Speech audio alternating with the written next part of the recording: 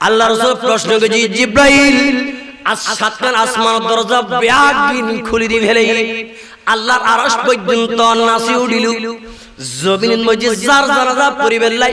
৭০,০০০ ফেরেশতা আল্লাহ জমিন ফাটাই দে জিব্রাইলের লিডার বানায় রে ৭০,০০০ ফেরেশতারে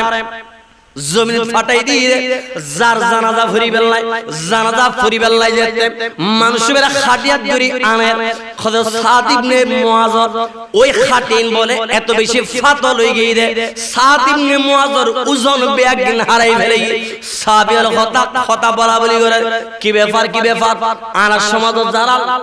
মৃত মানুষ যারা হাড়ত গরিব বহন করছেন ওনারা হইতে পারিবেন স্বাভাবিক জীবিত মানুষের তুলনায় মৃত মানুষ একটু ভারী হয়ে যায় ঠিক না বে ঠিক ভারী হয়ে যায় সাদ ইবনে মুআয আইন গোজাদা বাকাসিলি জিবের বলে ওজন হারাই ফেলে সাহাবীর কথা আলোচনা সমালোচনা করেন কি ব্যাপার মানুষ ইন্তেকালের পর তো ভর এগুলো জানি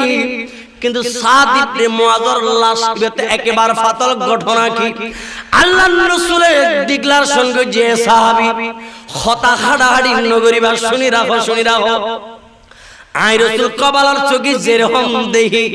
আই আল্লাহতে বেলায়াত করে এমন গপ পাওয়ার চোখ আল্লাহ দি দে এই চোখ দিয়ে তোমরা জন্য দেহ আই রাসূল ইয়েন পর্যন্ত দেখি জোরে জোরে ফরন সুবহানাল্লাহ ইয়া রাসূলুল্লাহ কি দেখতে লাগলেন আল্লাহর নবী ফরমান দে আই রাসূল দেখি তোমরা চারজন সাহাবী সাদ ইবনে মুআযর খাটিন আলগাই দেন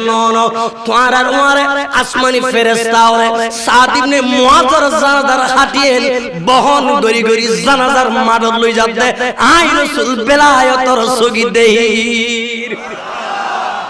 আরে কেন জোরে হন চাই সুবহানাল্লাহ